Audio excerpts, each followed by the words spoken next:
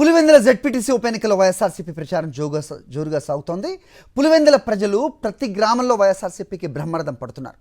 ఇంటింటికి తిరుగుతూ వైఎస్ఆర్సీపీ అభ్యర్థి హేమంత్ రెడ్డిని గెలిపించాలని ఓటర్లను అభ్యర్థించారు నేతలు. Kadapa MP YS Avinash Reddy, MLC Ramasubba Reddy, మాజీ ఎమ్మెల్యే కేతిరెడ్డి వెంకటరామరెడ్డి తదితరులు ఈ ప్రచారంలో పాల్గొన్నారు. మరోవైపు టీడీపీ మూకల అరాచకం అయితే కొనసాగుతూనే ఉంది. దాడులే లక్ష్యంగా వ్యూహరచన చేస్తున్నారు. దాడులు చేసిన వారిని ఇప్పటివరకు పోలీసులు అరెస్ట్ చేయలేదు. వివాదాస్పద వ్యాఖ్యలు చేసిన డీఐజీ కోయ ప్రవీణ్ తన వ్యాఖ్యలను వక్రీకరించారంటూ చిందులేశారు. పలు మీడియా సంస్థలకు నోటీసులు పంపారు. డీఐజీ కోయ ప్రవీణ్ తీరుపై జర్నలిస్ట్ సంఘాలు మండిపడుతున్నాయి. ఇది అంశంపై అప్డేట్స్ మా కరెస్పాండెంట్ సాయి కిరణ్ అడిగి తెలుసుకుందాం. సాయి కిరణ్, ఎక్కడున్నారు, ఏ గ్రామంలో ఉన్నారు మీరు? సో వైఎస్ఆర్సీపీ ప్రచారం అయితే జోరుగా సాగుతున్నట్టుగా అప్డేట్స్ అందుతున్నాయి. మరోవైపు దాడుల పరంపర అయితే కొనసాగుతూనే ఉన్నట్టుగా చూస్తున్నాం. ఏంటి మీ దగ్గర ఇన్పుట్స్?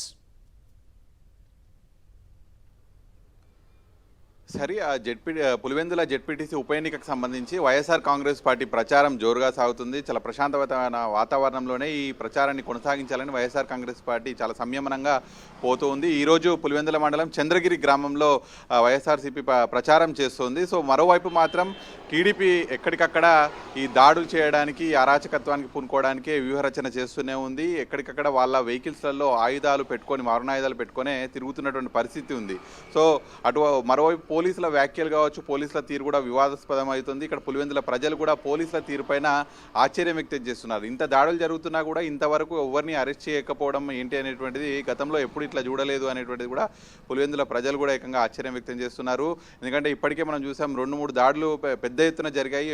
ఏకంగా ప్రజాప్రతినిధి అయినటువంటి ఎమ్మెల్సీ రమేష్ యాదవ్ మీదనే రాళ్ళెత్తేసి చంపడానికి వచ్చినటువంటి పరిస్థితి. సో అట్లాంటి నిందితులను కూడా ఇంతవరకు అరెస్ట్ చేయలేదు ఏంటి అనేటువంటిది కూడా ఇక్కడ ఉండేటువంటి అనుమానాలు అనేకంగా కలిగిస్తున్నాయి. అలాగే మరోవైపు ఇంత దాడులు జరిగినా కూడా డీఐజీ స్థాయి వ్యక్తి ఆ విధంగా మాట్లాడి మళ్ళీ ఆయన వ్యాఖ్యలను మీడియాలో చూపిస్తే తన వ్యాఖ్యలను వక్రీకరించారంటూ మళ్ళీ చిందులు తొక్కడం, పలు మీడియా సంస్థలకు నోటీసులు కూడా ఇచ్చారు, నా వ్యాఖ్యలను వక్రీకరించారు అంటూ. కానీ ఆయన మాట్లాడినటువంటి వ్యాఖ్యలనే మీడియా సంస్థలన్నీ కూడా చూపించాయి. సో ఇట్లా మీడియా పైనే మళ్ళీ రివర్స్గా అటాక్ చేయడం ఏంటనేటువంటిది కూడా జర్నలిస్ట్ సంఘాలు కూడా మండిపడుతున్నాయి.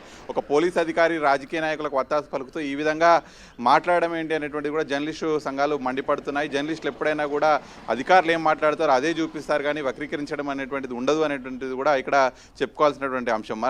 మరోవైపు చూసుకుంటే ఇంకా ప్రచారం 2-3 రోజులు ఉంది కాబట్టి ఒకవైపు వేగంగా ప్రచారం అయితే వైఎస్ఆర్ కాంగ్రెస్ పార్టీ నుంచి జరుగుతూనే ఉంది. దాదాపు రోజుకు 2-3 గ్రామాల చొప్పున ఇటు కడప ఎంపీ అవినాష్ రెడ్డితో పాటు అటు వైఎస్ఆర్ కాంగ్రెస్ పార్టీ రాష్ట్ర ప్రధాన కార్యదర్శి సతీష్ రెడ్డి కావచ్చు, ఎమ్మెల్సీలు రామసుబ్బారెడ్డి, అలాగే రాష్ట్ర అధికార ప్రతినిధి రాచమల్లి శివప్రసాద్ రెడ్డి, వీళ్ళంతా కలిసి వైఎస్ఆర్ కార్యకర్తలంతా కూడా పెద్ద ఎత్తున ప్రచారం అయితే కొనసాగుతుంది.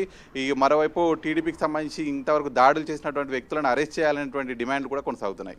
All right, Sai Kiran, thanks for the inputs.